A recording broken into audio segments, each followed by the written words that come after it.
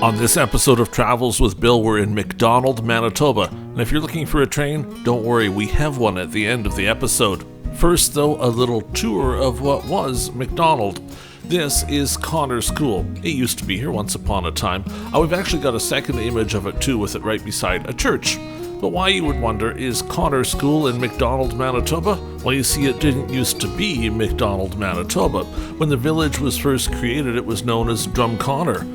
The school, of course, being Connor School, was part of Drumconnor. The community was renamed to Macdonald in 1895 to commemorate Sir John A. Macdonald, the first Prime Minister of Canada.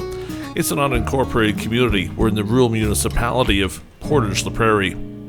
The community is on the CP rail line. This is a line that runs from Portage-la-Prairie to Yorkton and then on to points west along the 16 highway.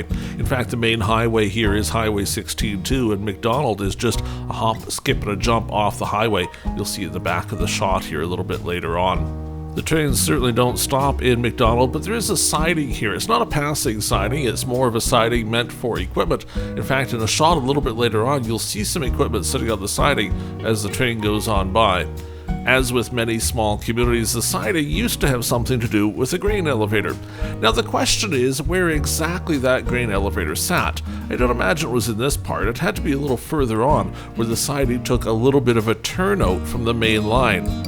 The elevator, sadly, is long gone. Looks like it probably disappeared in 1989. This is a shot from 1989, likely on demolition day. See how the driveway is already missing on the elevator? I don't imagine the elevator made it much longer either. After that one disappeared, grain went to the other elevator. It's just a mile or so from here. This is at Dundonald. I'm showing you a still shot to start. Notice the top of the elevator, how it's all blue metal up there? Well, it's certainly not how it looks now. It's turned orange and it's had some upgrading. You see, it was blue back from the time when it used to be a UGG elevator. Richardson Pioneer bought it, and over time it eventually became orange, just like you'd expect of the Pioneer elevator. If you look back at that first shot, you'll see there's a lot of difference on the top here too. They've done a lot of work on the elevator. Note the attention to detail. Even the fall guard for where they load the cars has changed from blue into orange. Though there's still a blue locomotive there, that's a leased locomotive. They use it to move the cars around at the elevator. See the birds there at the top of the elevator? Well, they weren't necessarily the happiest camper about me being there with the drone. I was doing quite a bit of filming for a future episode about the elevator. Check out the birds as they zoom the drone. It wouldn't be the first time the drone had got hit by a bird. Thankfully today we didn't, but they certainly fly by close and give it a run for its money, as it were. Make sure you hit subscribe. You'll see the video where we look a little more detailed at this elevator. Before we go, though, let's play a spirited game of Will It Stop? Grain truck just leaving the elevator after unloading. So it's coming up to the first stop sign here. You can see it right at the corner. Let's see if it makes that one. It's certainly not even attempting that one.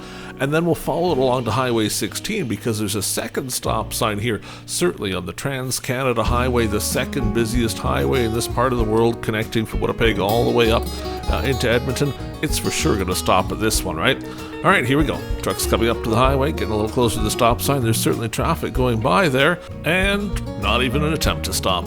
I love Will It Stop with the drone. Always so cool to watch. Okay, back to Macdonald for a second. Let's look at the railway bridge here. Lots of water goes through here, but not yet, obviously. We just had a snowstorm. That's why it looks so snowy, even though we were trying to film in the spring when it was easier to see. But what's that? I think I see a train coming down the track. Certainly time to head to the crossing. Now, as the train goes by, we will look to the east here with it, and you'll actually see lights on the siding of some equipment that's sitting there from railway workers doing their thing. If you're a long-time viewer, you're probably caught that I'm cheating here. See how there's very little snow in the ditch and along the road today? That's because when we were filming the train, it was too windy to fly the drone. So we came back a couple days later to do the drone shot. But in the meantime, there was a snowstorm, filled the entire area up with fresh snow, which is why it looked so white in the drone. See the light way down the way there? That's the work crew sitting, waiting for the train to go on by. Little surprise coming for you mid-train when you see the additional power unit. Make sure you stick around for that. I'll leave you with the train. Farewell for now from just outside of Macdonald, Manitoba. We'll see you on the next episode of Travels with Bill.